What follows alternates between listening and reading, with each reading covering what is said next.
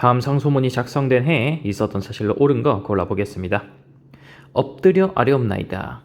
왜이니? 자, 왜인이라고 나오죠? 자, 왜인은 일본인을 말합니다. 그쵸? 자, 일본인이 양인의 앞잡이. 자, 그럼 양인은 누굴까요? 자, 양인은 바로 서양 세력을 말합니다. 그쵸?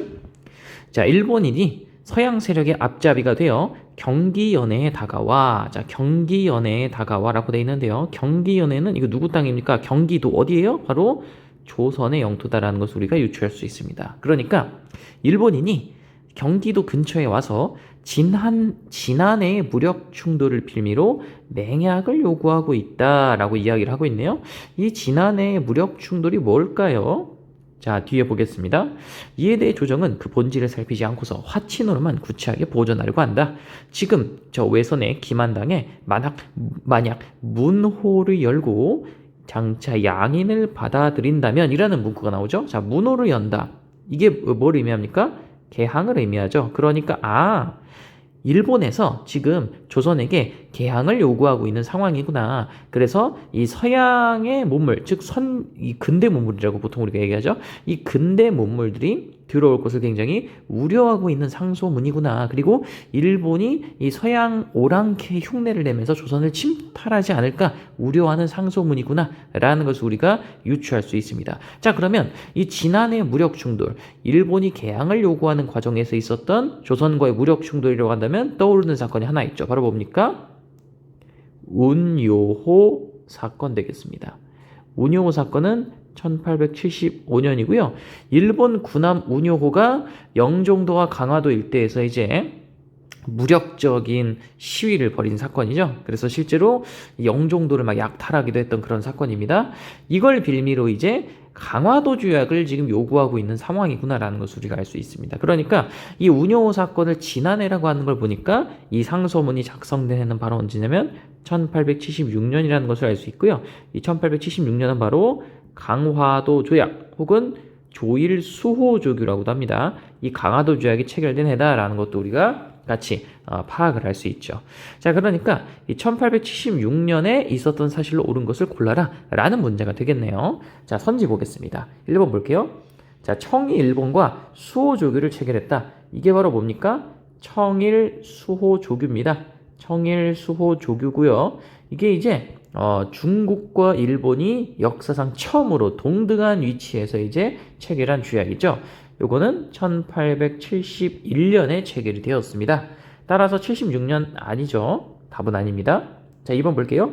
하급 무사 중심의 막부 타도 운동. 자, 막부 타도 운동이 일어났다고 하는데 이 막부 타도 운동이 정확히 언제부터 일어났는지는 명확하진 않아요. 하지만 이 일본의 에도 막부가 미국의 요구에 굴복해서 1854년에 미일화 친주약 맺고 또 1858년에 미일 수호 통상주약 맺죠. 그 과정에서 이제 불만을 품었던 사람들이 막 등장을 한 겁니다. 그래서 불만이 있었고 또 개항 이후에 이제 경제적 침탈이 이루어지면서 무력하게 개항을 했던 이 에도 막부에 대한 불만이 막 커진 거죠.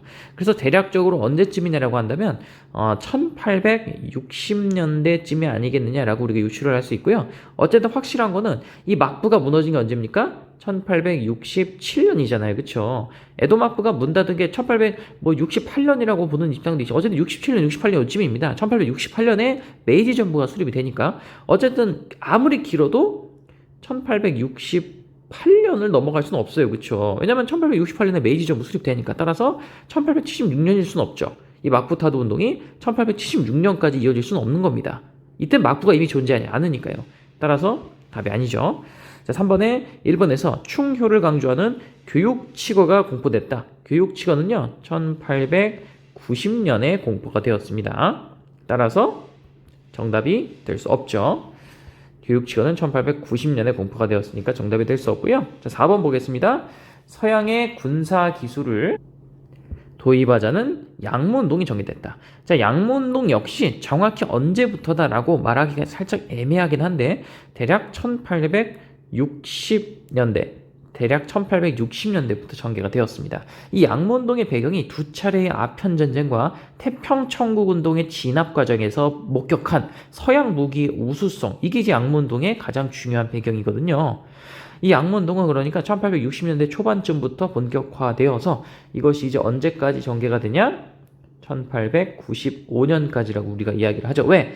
이 1895년이 바로 언제입니까? 바로 청일전쟁에서 청나라가 완전히 패배한 해가 요 해죠. 1895년 시모노세키 조약 체결. 여기서 이제 충격을 먹은 거죠. 그리고 양문동이 완전히 실패했구나라는 것이 만천하에 드러난 사건. 바로 뭡니까? 청일전쟁에서 청나라의 패배입니다. 이 양문동이 뭡니까? 청나라에서 전개된 근대화 운동이죠. 중체서용을 기반으로 한, 그렇죠? 중국의 전통적 체제를 유지하면서 서양의 기술을 받아들인다라는 그런 이념이고요. 이것이 결국은 실패했다라는 게 청일전쟁의 패배로 드러나게 된 거죠.